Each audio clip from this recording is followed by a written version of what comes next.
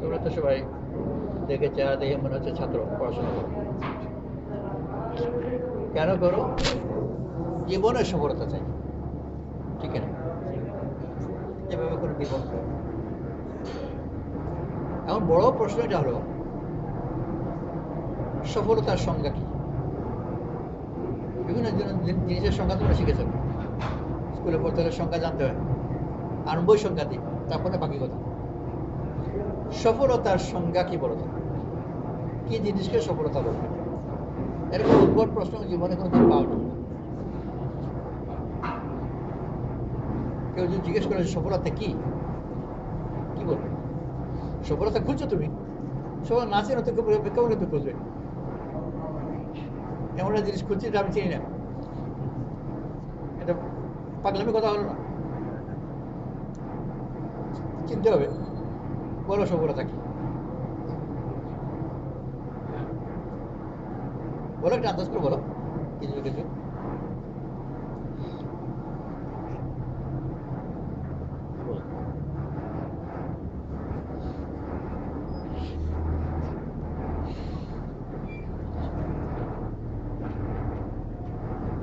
বড় চাকরি।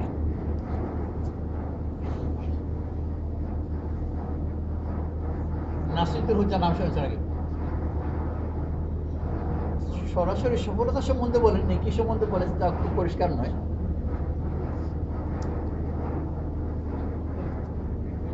হুজ্জা ওনার বাড়ির সামনে ল্যাম্পপোস্ট, আগের জমানা তো ওই পরে ওই ইলেকট্রিক ল্যাম্প তো ছিল না, কিন্তু রাস্তায় ল্যাম্পপোস্ট ছিল।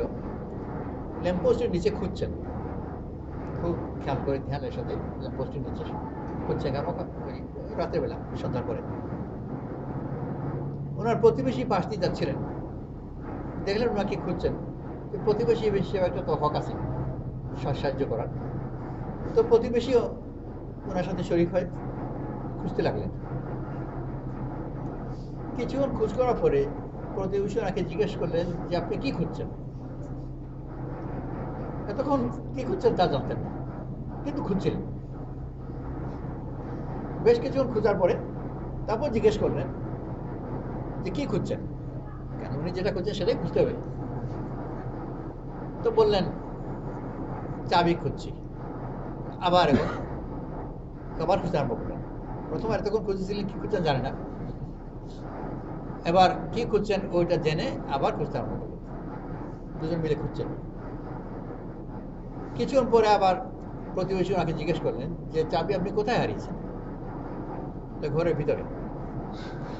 ঘরের ভিতরে, তাহলে এখানে ল্যাম্পপোস্ট নিচে, এখানে বাইরে কেন খুঁজছেন? ঘরের ভিতরে তো অন্ধকার, ওখানে তো পাওয়া যাবে না, এখানে আলো আছে, সেই হিসাবে এখানে খুঁজছি। কি খুঁজছি ওটাও জানা দরকার, কোথায় পাওয়া যেতে পারে সেটাও জানা দরকার। আর কোনটাই যদি জানি না, কি খুঁজছি তাও জানি না, কোথায় পাওয়া যেতে পারে তাও জানি না, তো সারা জীবন খুঁজতেই থাকবো। শেষ জীবনে জিজ্ঞেস করে কি খুঁজছিলেন, জানি না, খুঁজছিলাম কিছু একটা। তো সফলতা দিয়ে খুঁজছ, সফলতা কি বলতে হবে? নইলে তোমাদের এখান থেকে বের হওয়া নাই।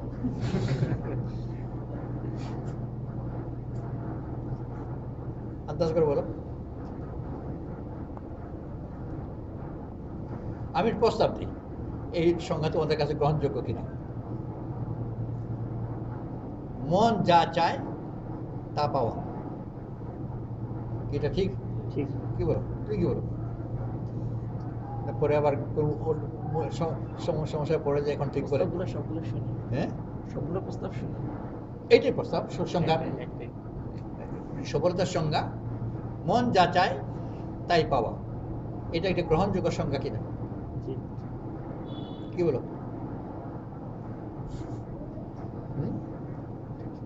সন্ধ্যের মধ্যে নিশ্চয়।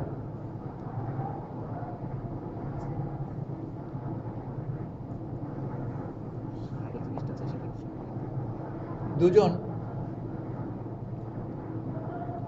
বের হয়েছে ড্রাগের খোঁজে, হিরোইন বা ইয়াবা বা যেটাই হোক। একজনের শক্তি সামর্থ্য বেশি, প্রথম কথা তাকে যথেষ্ট টাকা আছে, দ্বিতীয় এগুলো কোথায় পাওয়া যায় কিভাবে পাওয়া যায় সেটা তার জানাও আছে। অপরজনের এই শক্তি সামর্থ্য কম, কোথায় পাওয়া যায় কিভাবে পাওয়া যায় তাও তত ভালো বানায়, আর বিশেষ করে যদিও পাওয়া যায় এগুলো অনেক দাম, ওরা তো টাকা নেই গরিব মানুষ। যার শক্তি সামর্থ্য বেশি সে পেল, আর ওই ড্রাগ খেলো, নেশা করল। অপরজন সামর্থ্য কম থাকার কারণে সে আর পেল না, নেশাও করতে পারল না। তো নেশা যখন করতে পারল না, জ্ঞানে সে রয়ে গেল, তার জ্ঞান নষ্ট হয়নি। এই দুজনের মধ্যে একজন যে ইয়াবা সংগ্রহ করতে পারলো এবং এটাকে গিলল এবং অজ্ঞান হয়ে পড়ে থাকলো, আর অপরজন ইয়াবা সংগ্রহ করতে পারলো না, অতএব গিলতেও পারলো না, আর অজ্ঞানও হলো না, এই দুজনের মধ্যে তুলনামূলকভাবে ভালো অবস্থায় কে আছে?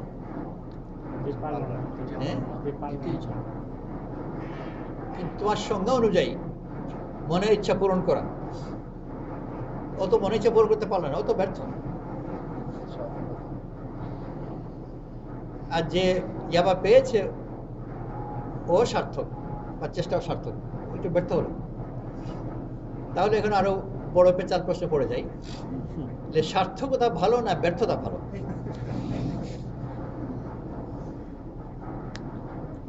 এই প্রশ্নে উত্তর করে ব্যর্থ হওয়া ভালো, সার্থকতা ভালো।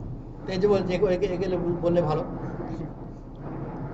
ভালো কাজে সার্থকতা, ভালো কাজে সার্থকতা ভালো। আচ্ছা, শর্ত লাগিয়েছে।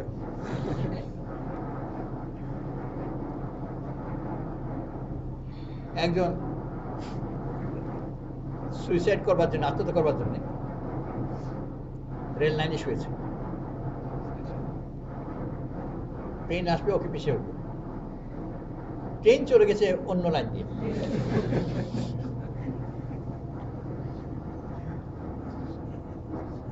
তো আর মরতে পারলো না বিচার। তো দাঁড়িয়ে বললো যে জীবনটাই ব্যর্থতার মধ্যে গেল, শেষে একটা অ্যাটেম্প নিয়েছিল, এখানেও ব্যর্থ,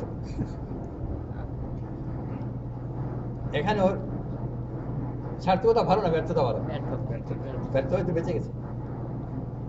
তাহলে বোঝা গেল যে সার্থকতা যে সবসময় ভালো তাও নয়, মনের ইচ্ছা পূরণ করাই যে ভালো ভালো তাও নয়।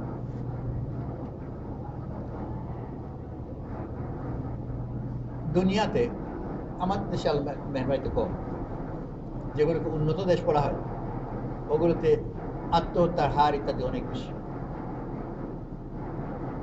যারা আত্মহত্যা করে, আমি খুব নিশ্চিত বলতে পারছি না, কিন্তু মোটামুটি এটা ধারণা, এরা বিভিন্ন ব্যাপারে, সামর্থ্য ইত্যাদি ব্যাপারে, সামর্থ্য বলতে শুধু আর্থিক সামর্থ্য না, স্বাস্থ্য, বুদ্ধি, সামাজিক অবস্থান ইত্যাদি বিভিন্ন ব্যাপারে যারা আত্মহত্যা করে ওরা সমাজের নিম্ন স্তরের লোক নয়,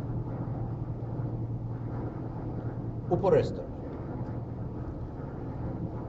বোকাদের চেয়ে বুদ্ধিমান আত্মহত্যা করে বেশি। তেমন ভেবে দেখো তো, বোকা ভালো না বুদ্ধিমান ভালো?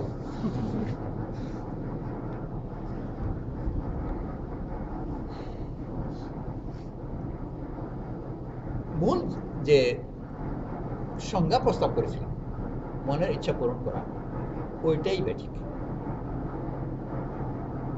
কিন্তু দুর্ভাগ্যবশত পুরা দুনিয়া এই সংজ্ঞার উপর চলছে, কিন্তু এই সংজ্ঞা ব্যাঠিক। মনের ইচ্ছা পূরণ করা এটা একটা অশুদ্ধ সংজ্ঞা, সার্থকতা, আর পুরা দুনিয়া এটার উপর চলছে, আর সব নবীরা ওলি আল্লাহরা এর বিরোধিতা করেছে। বিরোধী ভাষা ভিন্ন, ভাষা হচ্ছে নফস, মনের ইচ্ছা, আর সব নবীরা, সব আল্লাহওয়ালারা, তবলিগওয়ালারা বলে যে নফসের বিরোধিতা করো, নফসের জিহাদ বলেছে বিরোধী করো, নফসের বিরোধী মানে মনের ইচ্ছা বিরোধী। আর পুরা দুনিয়া বলে যে মনের ইচ্ছা পূরণ করাই সার্থকতা, আর আল্লাহ তাআলা আম্বিয়া আলাইহিস সালাতু ওয়াস সালামকে পাঠিয়েছেন এই কথা দিয়ে যে মনের ইচ্ছা পূরণ করা সার্থকতা নয়, মনের ইচ্ছাকে শুদ্ধ করা। মন খারাপ আদেশ দিচ্ছে, ইন্নান নাফসা লাআম্মারাতুম বিসসু, নিশ্চয়ই নফস, নফস বলতে তার বাংলা অনুবাদ, নিকটতম অনুবাদ এটাই হবে বোধহয়, মন। নিশ্চয়ই নফস খারাপ আদেশ দেয়।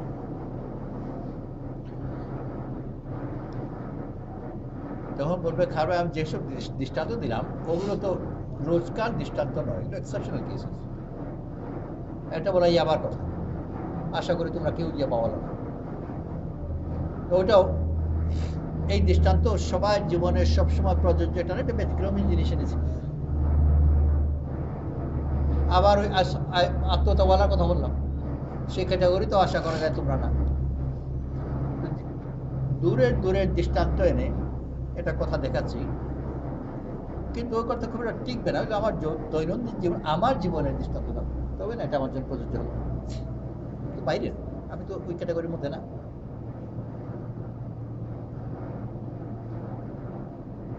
আমরাও ওই চূড়ান্ত না হলে বিভিন্নভাবে আত্মহত্যার পর্যায়ে যাই না, একেবারে সম্পূর্ণ টোটাল, কিন্তু আংশিক আত্মহত্যার মধ্যে আমরা বেশিরভাগ জড়িত। প্রশ্ন হচ্ছে আত্মহত্যা আবার আংশিক হয় নাকি? ওই একজনের ফাঁসি হয়েছিল 7 দিনে, 7 দিনে আবার ফাঁসি কেমন করে? ফাঁসিটা টোটাল জিনিস, এটা জেল নাকি? আত্মহত্যা তো এরকম 7 দিনের হয় না, আংশিকও হয় না। বলে আত্মহত্যা হলো না হলো কি, তা নয়। আত্মহত্যা আংশিক হয়। আত্মহত্যা আংশিক কিরকম? নেশা। নেশা করে যে সময়টুকু সে অজ্ঞান হয়ে পড়ে থাকলো, ওই সময়টুকু তার অর্থপূর্ণ জীবনের বহির্ভূত। ওইটা তার নিজের নিয়ন্ত্রণে নয়, তার কোনো কাজে লাগছে না। একজন মৃত ব্যক্তি যেরকম তার মরে যাওয়ার পরে সে তার নিজ নিয়ন্ত্রণে থাকে না, এই সময় তার কোনো কাজেও লাগে না, অন্যের হাতে পড়ে থাকে। মরা মানুষ পড়ে আছে, কুকুরে তার পেশাব করে দিয়ে নড়বে না। তো যে নেশার মধ্যে অজ্ঞান হয়ে পড়ে আছে তার অবস্থা তো তাই, মরার মতোই। সেই হিসাবে ও যদি 10 ঘন্টা অজ্ঞান থাকে, তো 10 ঘন্টা আত্মহত্যা করেছে, ঠিক না? আবার ওই কথা মনে পড়বে যে এটাও তো আমার জীবনের দৃষ্টান্ত না, আমি তো নেশা করি। নেশা করো না ঠিকই, কিন্তু আরো হালকা ধরনের নেশা আছে যেগুলোকে নেশা বলা হয়। এমন চিন্তা করছো যে চিন্তা তোমার জীবনে প্রাসঙ্গিক নয়, তোমার সমস্যা নয়, বর্তমানে নয়, ভবিষ্যতে হবেও না। আগামী খেলাতে ব্রাজিল জিতবে না আর্জেন্টিনা জিতবে, এটাতে তোমার কি ঠেকা আছে? কিন্তু চিন্তা তো করছো, তুমি সরাসরি না করো, তোমার মতো আর কেউ করছে, আর তো ব্রাজিলের জন্য না হোক ওই জাতীয় কিছুটা করছো, যে এই অবরোধ চলছে এর পরিণতি কি? এই সিদ্ধান্ত আমার হাতে না, তোমার হাতে না। যাদের সমস্যা তারা ভাববে। গল্প বই, কে কোথায় কি কল্পনা করেছে? যে লেখক সে কল্পনা করেছে, আর অনেক ক্ষেত্রে মাতাল অবস্থায় এই কল্পনাগুলো করেছে, আর সেগুলো কি লিখেছে, পাবলিশার ছাপিয়েছে, পয়সা দিয়ে বিক্রি করছে। তোমার কি ঠেকা পড়েছে ওই মাতালের কল্পনাকে এত ধ্যানের সাথে পড়া? তারপর তার সাথে চিন্তা করা যে পরবর্তীতে কি হবে।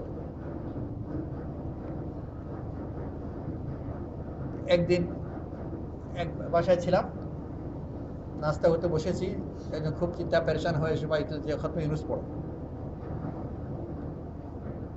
কেন কি হয়েছে? যে মাসুদ রানা খুব সমস্যায় পড়েছে।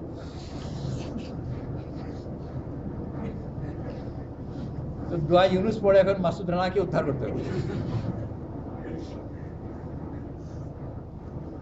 তো কোথায় এখন মাসুদ রানা?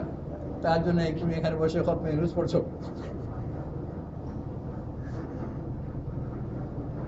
গল্প বই, পত্রিকা,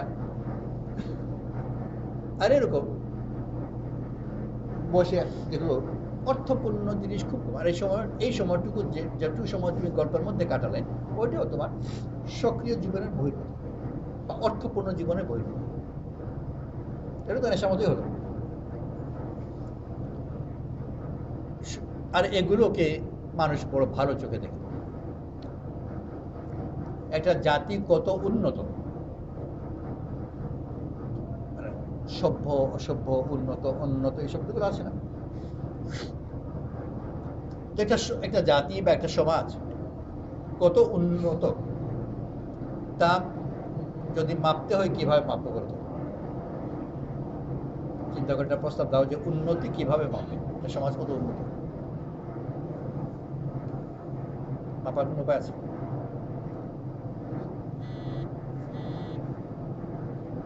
তার চেয়ে একটু সহজ আর প্রশ্ন রাখি।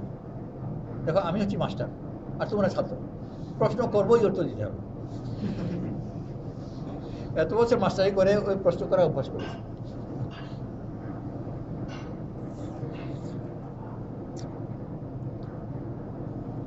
একজন ব্যক্তি বা একটা পরিবার সচ্ছল, ধনী, বিলাসী বা কি একেবারে কোনোরকম দিন আনে দিন খায়, কি ধরনের তার স্তর যদি মাপতে চাও কি দিয়ে মাপবে? আয় জানা নেই, কিন্তু তার দৈনন্দিনকার অভ্যাস ইত্যাদি জানা আছে। কি দিয়ে মাপবে? যেমন এটা দিয়ে যে গড় প্রতি একজন পার হেড কি পরিমাণ চিনি খায়, কি পরিমাণ লবণ খায়, ওইটা দিয়ে ধরতে পারবে। কারণ লবণ গরিবও খায়, ধনীও খায়। কি পরিমাণ ভাত খায় ওটা দিয়ে উল্টো ধরবে। গরিবরা বেশি ভাত খায়, ধনীরা ভাত কম খায়। কিন্তু কি পরিমাণ চিনি খায় ওইটা দিয়ে কিছুটা আন্দাজ করা যায়। কারণ গরিব ক্লাসে মিষ্টি কম খাওয়া হয়, চা কফি কম খাওয়া হয়, আর ধনীরা এইসব জিনিস বেশি খায়। সেই হিসেবে চিনির কনজাম্পশন পার হেড জনপ্রতি কি ওইটা দিয়ে মোটামুটি কিছুটা একটা আন্দাজ করা যাবে। এখন বিড়ি খায় না সিগারেট খায়? সিগারেট যদি খায় কোন ব্র্যান্ড খায়, এইসব জিনিস দিয়ে। তো ঠিক ওরকম একটা সমাজ উন্নত না উন্নত সমাজ তার কি এক সবচেয়ে বেশি বলা যেতে পারে নির্ভরযোগ্য মাপ হলো সূচক। সূচক শব্দ তোমার ব্যবহার করো। এটা মোটামুটি ভাবে নির্ভরযোগ্য সূচক হলো যে এই সমাজে একজন ব্যক্তি তার 24 ঘন্টার মধ্যে কতটুকু সময়, কত ঘন্টা বা কত মিনিট এভারেজ একজন লোক তার বিনোদনে ব্যয় করে। যত বেশি গরিব হবে তত তার জীবনে বিনোদনের অংশ কম, এন্টারটেইনমেন্ট। আর যত বেশি ধনী হবে তত তার মধ্যে বিনোদনের অংশ বেশি। গল্প হোক, টিভি নাটক হোক, বাইরে গিয়ে থিয়েটার হোক, বেড়ানো হোক, পিকনিক হোক, বা দূর দেশে গিয়ে একেবারে হাওয়ায় গিয়ে ভ্যাকেশন করা হোক। আর ওরকম সমাজের মধ্যে ওই শহরে বিনোদনের ব্যবস্থা কি কি আছে, কি মাত্রায়? অপেরা, থিয়েটার, সিনেমা ইত্যাদি। গরিব সমাজ এগুলো নেই, আর ওগুলোর টিকিটও বিক্রি হয় না, কেউ করবেও না। বিনোদন মানে কি? বিনোদনের সংজ্ঞার মধ্যে বিনোদন একটা জিনিসকে বিনোদন হিসেবে মানে গ্রহণযোগ্য হওয়ার জন্য প্রধান শর্ত হলো ওইটা যেন ইউজলেস হয়, উপকারিতা যেন না থাকে। যদি তার সাথে কোনো উপকারিতা জড়িত হয়ে গেল আর ওটা বিনোদন হয়। এটা এই শর্ত মানো? বিনোদনের শর্তই হলো ওইটা যেন উপকারী না হয়। যেমনি উপকারী হয়ে যাবে ওটা বিনোদনের কাছ থেকে বের হয়ে গেল, ওটা তখন প্রয়োজনীয় মাত্রায় কোনো না কোনোভাবে চলে গেল। যেটা সমাজ যত বেশি উন্নত হবে তত বেশি সে প্রয়োজনের জগৎ থেকে নিষ্প্রয়োজন জগতের দিকে যায়, অর্থপূর্ণ থেকে অর্থহীনের দিকে যায়। শিল্পর জন্য শর্ত হলো যে ওই যে জিনিস বা যে গল্প বা যে কথা ওটার জন্য বাস্তব কোনো প্রয়োগ না থাকে, ব্যবহার না থাকে। কবিতা কোনো ব্যবহারের জিনিস না, শিল্পকলা আর্ট এটা কোনো ব্যবহারের জিনিস না।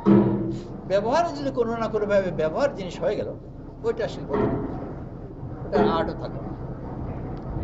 বিনোদনের জন্য শর্তই হলো ওটা যেন কোনো উপকারিতা না থাকে। উপকারিতা যদি চাষ জড়িত হয়ে গেলে আর তো সমাজের উন্নতি মাপে ওইসব জিনিস দিয়ে যেগুলো কোনো উপকারিতা নেই, আর এগুলো সব হচ্ছে ওই আংশিক সুইসাইডের। যত বেশি বিনোদনের দিকে যাবে তত বেশি আস্তে আস্তে করে সে তার বাস্তব জীবন থেকে অবাস্তব জীবনের দিকে যাচ্ছে। আর ওইটা যখন আরো বেশি বাড়বে তো আরো কল্পনার মধ্যে যখন যাবে, আর শেষ পর্যন্ত গিয়ে যেখানে একজন সুইসাইড করে, সুইসাইডওয়ালারা সব সময় মারাত্মকভাবে কল্পনার জগতে থাকে। বাস্তব জগতে কেউ সুইসাইড করে, ও কল্পনা তো কিছু করে কোনো না কোনো ভাবে যদি বাস্তবতার মধ্যে সে আটকা পড়ে যায় আর সুইসাইড করতে পারবে। খালি আমাদের দেশে মানুষ যেরকম কঠিন সমস্যার মধ্যে থাকে, এরকম চিন্তা করতে পারে যে এই কঠিন সমস্যার মধ্যে ওটি কি করবে। আগে আমি একসময় ছিলাম সুবানবাগের ঘর, সরকারি কোয়ার্টার্স। ওই সরকারি কোয়ার্টার্সের মধ্যে দেখলাম একটা মহিলা, ছোট্ট একটা বাচ্চা, একেবারে ছোট বাচ্চা নিয়ে এসে ওই কোয়ার্টার্সের ভিতর থাকতে আরম্ভ করলো। ওর কোয়ার্টারের ভিতর থাকা মানে কি, ও কি ছোট বাসা দিয়েছে, ও তো সিঁড়িতে ঘুমায়। বাচ্চা নিয়ে একটা মহিলা ঢাকা শহরের ভিতর সিঁড়িতে ঘুমায়। এদিক ওদিক না হয় খাবারটা পেয়ে যায় তাও করুক, আমি তো নিজে তো দিইনি। আর আমার যদি প্রতিদিন জিজ্ঞেস তুমি দিয়েছো কিনা, সেও তো বলবে যে আমিও দিইনি, তবু মেনে নিলাম খাবার জোগাড় হয়েছে। কিন্তু ওর বাথরুমে যাওয়া পুরুষ মানুষ হলে তবু পারা যায়, দেয়ালে পাশে বসে গেল, কিন্তু মহিলা কয়েক বছর সে ওখানে থাকে। ওই ধীরে ধীরে ও বাচ্চাটা বেশ বড় হয়ে গেল এই অবস্থা থেকে। একজন একটা গরুর তার একটা থাকবার জায়গা আছে, আর কুকুর হয়তো প্রশ্নই নেই, মানে যদি কারো পোষা কুকুর হয় সে তো রীতিমতো বিলাসিতার মধ্যে থাকে। এটা গরুর যে পরিমাণ আছে ওই মহিলা বা আর মতো একজন ব্যতিক্রমী কেস নয়, এরকম লাখের হিসাবে আছে যার ওই একটা গরু যে পরিমাণ পায় ওই পরিমাণ সে পায় না। গরু তার একটা জায়গা আছে, তার নির্দিষ্ট খাবার আছে, ওর নাই। এত কঠিন জীবনের মধ্যে ও টিকে কেমন? সবচেয়ে প্রথম তো ওর আত্মহত্যা করা উচিত। যদি দুনিয়া আত্মহত্যা কেউ করি, ওরই সব ত্যাগ করা উচিত। ও করবে কেন করবে না? ও যে ছোট বাচ্চা আছে, ওই বাচ্চা ওর জীবনকে অর্থপূর্ণ বানিয়েছে। আমি মরে গেলে এই বাচ্চাকে কে দেখবে? বাচ্চাকে আমাকেই দেখতে হবে। এই বাচ্চা তার জীবনকে একটা অর্থ দিয়েছে, একটা ব্যস্ততা দিয়েছে, আর বাস্তবের মধ্যে ধরে রেখেছে। একটা বাস্তব সমস্যা নিয়ে সে আছে, এটা সমাধানটা করতে হবে। বাচ্চাকে ঘুম পাড়াতে হবে, বাচ্চার খাবার জোগাড় করতে হবে। তো ওই বাচ্চা তাকে টিকিয়ে রেখেছে। ওই বাচ্চা যদি না থাকতো, একাকী যদি একজন মানুষ থাকতো, তাহলে কল্পনা জগতে চলে যেত। আত্মহত্যা যারা করে এরা মোটামুটি ভাবে সব বিলাসী ক্লাসের, এই জন্য যে তার বাস্তব সমস্যা খুব কম। এই বেলা কি খাবো এই সমস্যা তার নেই, কোথায় ঘুমাবো এই সমস্যা তার নেই।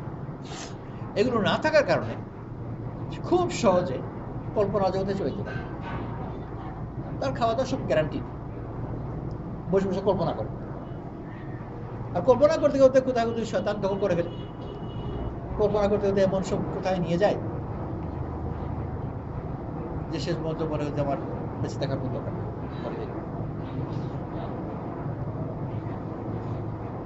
বিনোদন মানুষকে কল্পনার জগতের দিকে টানে। সব শিল্প, দর্শন, এগুলো সব কল্পনার দিকে টানে, বাস্তব জীবন থেকে তাকে দূরে নিয়ে যায়। আর কল্পনার মধ্যে যখন একবার ফেসে যায়, ওটার মধ্যে পড়ে যায়, বাস্তব সমস্যাও তার নেই। সমস্যা থাকতো তাহলে ধবাস করে বাস্তব জগতে পড়তো, ওই সমস্যাও তার নেই, খাবার টাবার পেয়ে যায় তখন।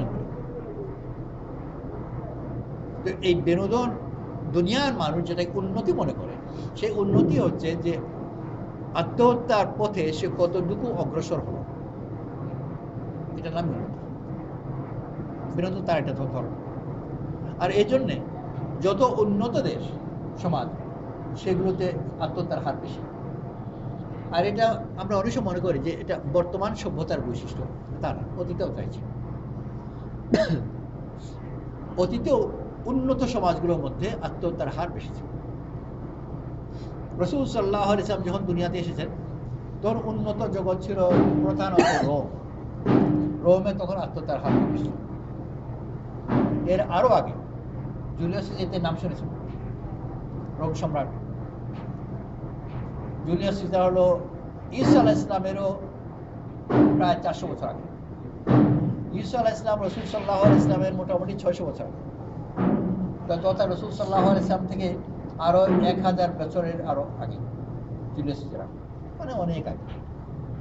সেই সময় রোমে প্রাচুর্য ছিল, বিলাসিতা ছিল, আত্মহত্যার হার হাই ছিল।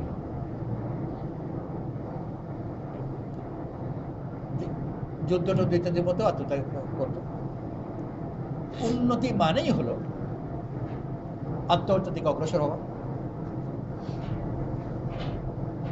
আর দুনিয়ার মানুষের চেষ্টা হলো আরো উন্নত হওয়া।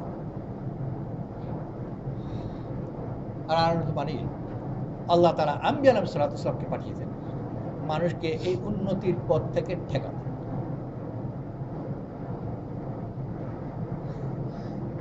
একেবারে বিপরীত দিকে। প্রথম তাকে শিখতে হবে যে আমার কাম্য কি, আমার মন যেটা চায় তার জন্য মনকে চাওয়া শিখাতে হবে।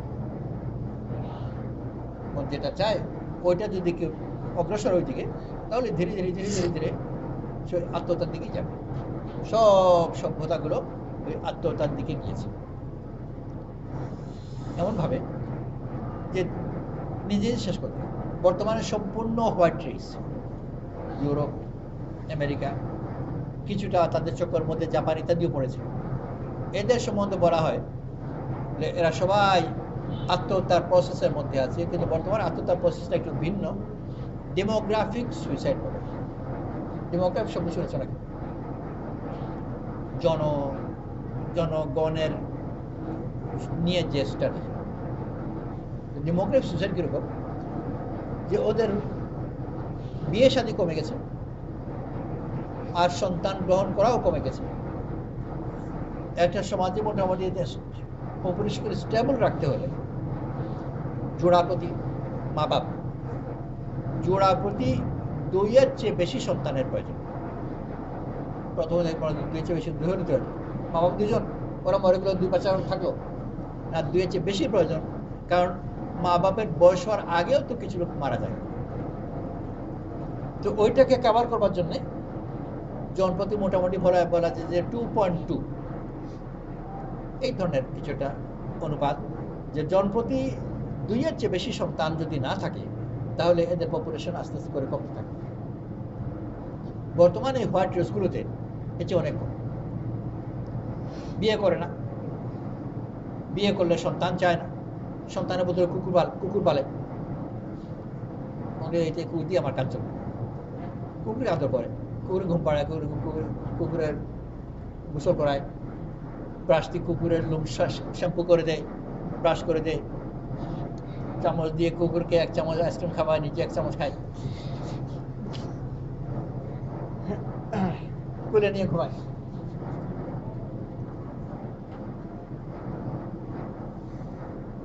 কুকুরে তো মানুষের পপুলেশনকে তো রাখবে না, সম্পত্তি কুকুরকে দিয়ে যায়। বিশাল বিশাল সম্পদ কুকুরকে দিয়ে যায়। তো সবই হতে পারে, কিন্তু কুকুর দিয়ে মানুষের পপুলেশন টিকবে। মানুষের পপুলেশন যেমন মানুষেরই দরকার। এরা সবাই সুসাইড দিতে চলে গেছে। উন্নতি মানেই হলো এক ধরনের আত্মহত্যা। এই উন্নতি থেকে আল্লাহ তাআলা আমাদেরকে ফিরাচ্ছেন। وإذا أردنا أن نهلك قرية أمرنا مترفيها ففسقوا فيها فحق عليها القول فدمرناها تدميرا। আল্লাহ তাআলা যখন কোন জনপদকে ধ্বংস করতে চান তখন তাদেরকে বিলাসিতার মধ্যে লিপ্ত করেন, আর তারা বিলাসী হয়, তারপর আল্লাহ তাআলা তাদেরকে ধ্বংস করেন ধ্বংসের মতো। তো বিলাসিতা ধ্বংসেরই পথের এক পদক্ষেপ। পুরা দুনিয়ার চেষ্টাই হলো বিলাসিতা। এছাড়া কোন দুনিয়ার কোনো সংজ্ঞাই নেই।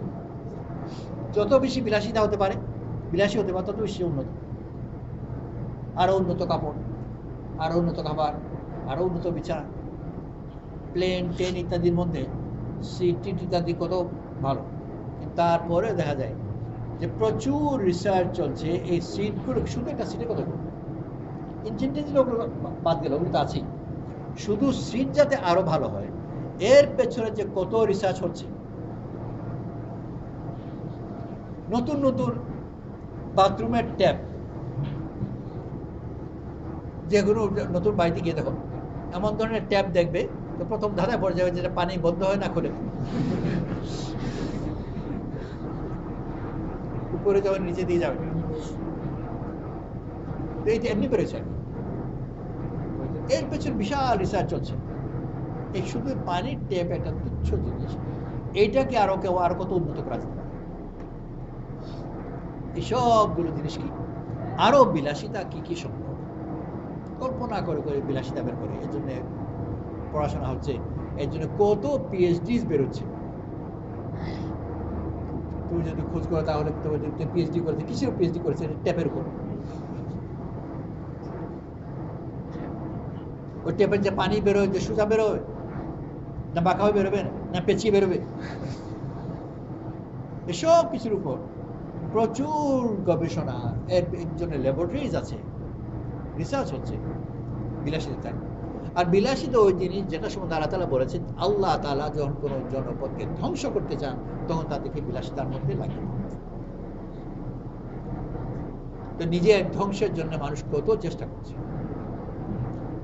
আল্লাহ তাআলা আমাদেরকে দিন দিয়েছেন, আল্লাহর পথে বের হয়ে আমি নিজেও নিজের জন্য শুদ্ধ পথ খুঁজে বের করি, আর পুরা দুনিয়ার মানুষকে শুদ্ধ পথের দিকে টেনে আনি। এটা মানুষকে দুনিয়াতে উদ্ধার করে। কিন্তু মানুষ সুখের পথে আছে, তাকে উদ্ধার করতে যাবে না। একবার আমরা গাছটি গেছি মিরপুরেই, ঠিক কোন জায়গায় মনে নেই, অনেক আগের কথা। একটা বাড়িতে গাছটি গেছি, ওই যে তবলিগ গাছটি যান দল বেঁধে আসর পরে। গাছটি যখন গিয়েছি, এক বাড়ির একজন লোকের সাথে আমরা বাড়ির ঘরের বাইরে রাস্তা দাঁড়িয়ে কথা বলছি। এমন সময় বাড়ির ভিতর থেকে একটা ছেলে মানে ওনার বাড়ির হয়তো কাজ করে, বা কিন্তু বয়সে তোমাদের চেয়ে আরো কম হবে, একেবারে শিশু নয়, কিন্তু হয়তো আর একটু ছোট। এটা ছেলের জন্য খুব ব্যস্ত হয়ে গেল। ওনাকে কি যেন বললো, আর উনি আমাদের দিকে না তাকিয়ে ফট করে ভিতরে চলে। তো ওই ছেলের আশা আর তারপর ওনার ভিতর চলে যাওয়া সব কিছু অস্বাভাবিক লাগলো। আমরা কিছুক্ষণ ওখানে দাঁড়িয়ে থাকলাম। কিছুক্ষণ দাঁড়িয়ে থাকার পরে আমরা যে কজন ছিলাম, আমাদের মনেও যেন কি জানি কি হলো, বাড়ির ভিতরে ঢুকে গেল। সবাই গিয়েছিলাম, পরের বাড়ি ঢুকে পড়লাম, কিন্তু আমরা ঢুকার পরে দেখি যে তারা একটা দরজা খুলবার চেষ্টা করছে। আমরাও দরজা খোলার চেষ্টা লেগে গেলাম।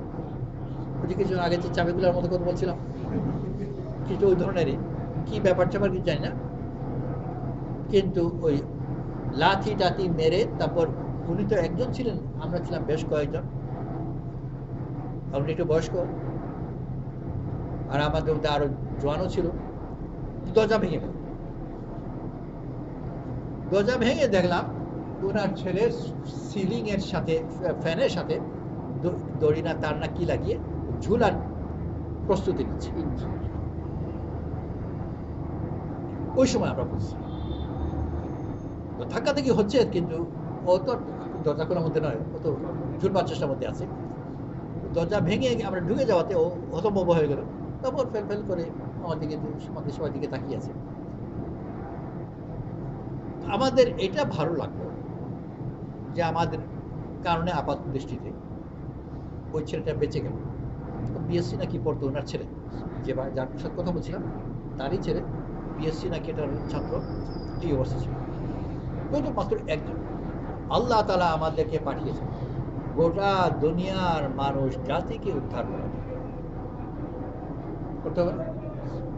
আল্লাহ তাআলা আমাদেরকে সুস্থতা দিয়েছেন, জ্ঞান বুদ্ধি বিবেচনা দিয়েছেন, নিজেও ভালো জীবন পায়, দুনিয়ার মানুষকে ভালো জীবনে পড়তে পারে। মানুষের করছে সবাই নিয়োগ করি, সব আল্লাহ মধ্যে সময় লাগাও, নিজেও দিনের মধ্যে আসবো, পুরা দুনিয়াকে দিনে করতে সুবহানাল্লাহি বিহামদিহি সুবহানাল্লাহি ওয়া বিহামদিহি আশহাদু আল্লা ইলাহা ইল্লা আনতা সুবহানা রাব্বিকা রাব্বিল ইজ্জাতি আম্মা ইয়াসিফুন ওয়া সালামুন আলাল মুরসালিন ওয়ালহামদুলিল্লাহি রাব্বিল আলামিন। মাগরিবে এসো সবাই, হ্যাঁ, অন্যদেরকে নিয়ে তাদের কোচিং সময় বেশি